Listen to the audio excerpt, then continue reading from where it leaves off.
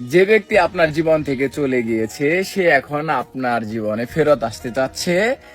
মনে রাখবেন, সে তার স্বার্থের জন্য আবারও আপনার কাছে ফেরত আসতে চাচ্ছে। যদি মনে করেন সে আপনাকে ভালোবাসে, আপনার জন্য কষ্ট পাচ্ছে, আপনার জন্য মায়া হচ্ছে, এজন্য ফেরত আসতে যাচ্ছে, তাহলে এটা ভুল চিন্তা ভাবনা আপনার।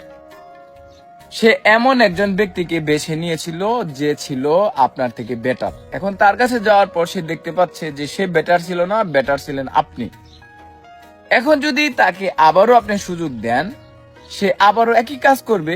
কিরকম করবে? সে যখন আবারও আপনার থেকে বেটার পাবে তখন আপনাকে ছেড়ে সে চলে যাবে।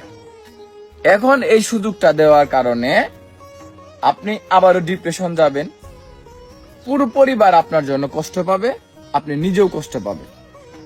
এখন আপনি ডিপ্রেশনে যাবেন কিনা এটা একান্তে আপনার ব্যক্তিগত ব্যাপার।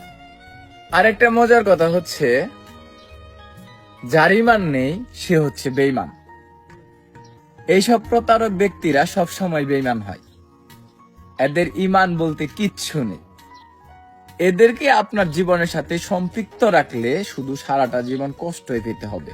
কোনো বেঈমানকে দ্বিতীয়বার সুযোগ না দিয়ে একটু অপেক্ষা করুন, ধৈর্য ধরুন।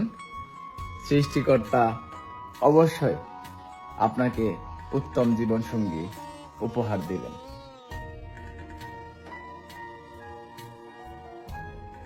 তা নাকি আবারও আলম হাসানের সংসারে ফিরে আসার জন্য আলম হাসানের পা পর্যন্ত ধরতেছে, কিন্তু দ্বিতীয়বারের মতো আর সুযোগ দিতে চায় না মুক্তাকে।